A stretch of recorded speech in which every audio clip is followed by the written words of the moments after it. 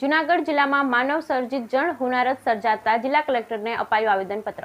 જૂનાગઢ કુદરતી પાણીનો સંગ્રહ માટેના વિલીગડન ડેમના પાણીનું વર્ષોથી રહેલું કુદરતી વહેણ કાળવા તરફ વહે છે, પરંતુ જેને તંત્ર દ્વારા જેસીબીથી બંધ કરી ધરાનગરના જંગલ વિસ્તારમાં આવેલ કબૂતરી ખાણમાં તરફ વહેતું કરવામાં આવતા ચોમાસામાં આસપાસના ગ્રામ્ય વિસ્તારોમાં માનવ સર્જિત જળ હોનારત સર્જાઈ રહી છે।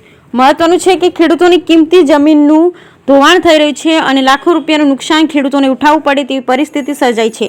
અસરગ્રસ્ત ગામો પલાશવા, વિજાપુર, છોડવદર અને સેલરા સહિતના ગામડામાં માનવ સર્જિત જળ હોનારતનો ભોગ ખેડૂતો બની રહ્યા છે। ત્યારે કુદરતી વહેણને પહેલાની મૂળ સ્થિતિએ કરવા જિલ્લા કલેક્ટરને આવેદનપત્ર પાઠવી અને ગ્રામજનો અને સરપંચો દ્વારા રજૂઆત કરવામાં આવી હતી અને રાજકીય માફિયાના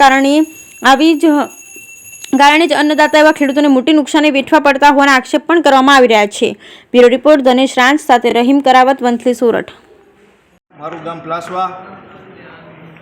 અમારા ગામમાં વિલિંગડન ડેમમાંથી જે પાણી આવે છે એ જૂનાગઢને બચાવવા માટે અમારા ગામમાં જે નાનો એવો ધોરિયો કરવામાં આવ્યો હતો વિલિંગડન ડેમ પાસે, અને એને અત્યારે 25 ફૂટનું મોટું ગાબડું કરી નાખવામાં આવ્યું છે કોર્પોરેશન દ્વારા, અને એ બધું જ પાણી પ્લાસવા ગામથી પસાર થાય અને વિજાપુર, સોળવદર, ગુડવદર, સેલરા, રાયપુર વગેરે ગામોમાં જાય છે અને બધા ખેડૂતોની તમામ જમીનો અંદાજિત 2000 વીઘા જમીનોમાં પાણી ફરી વળ્યું છે, અને એનો બચાવ કરવા માટે અમે કલેક્ટર સાહેબને વિનંતી કરવા માટે આવ્યા છીએ આજે। અને કોર્પોરેશને જે પાડો તોડ્યો છે એના હિસાબે કાળવા નદીમાં અત્યારે હાલની પરિસ્થિતિમાં એક ટીપું પાણી જતું નથી, બધું પાણી પ્લાસવા થઈને આ 5-6 ગામમાં જાય છે અને ખેડૂતોને પારાવાર નુકસાની, હજી વાવેતર પણ થઈ શક્યા નથી। એટલે તંત્રને અમારી એવી નમ્ર વિનંતી છે કે આ પાણીને પાછું જે કુદરતી વેણ હતું એમાં નાખે અને કૃત્રિમ વેણ બંધ કરવામાં આવે અને ખેડૂતોને બચાવવામાં આવે, નહીંતર 2000 વીઘા જમીનમાં પાક કોઈ થશે નહીં અને ખેડૂતો પાયમાલ નુકસાનીમાં આત્મવિલોપન કરવા સુધીની ચીમકી આપવા માંડ્યા છે, અને આ રસ્તા રોકો આંદોલન થશે તો ખૂબ મોટી નુકસાની થશે। એટલે એટલા માટે તંત્રએ વહેલી તકે જાગે અને આ કામ બધું પાર પાડે।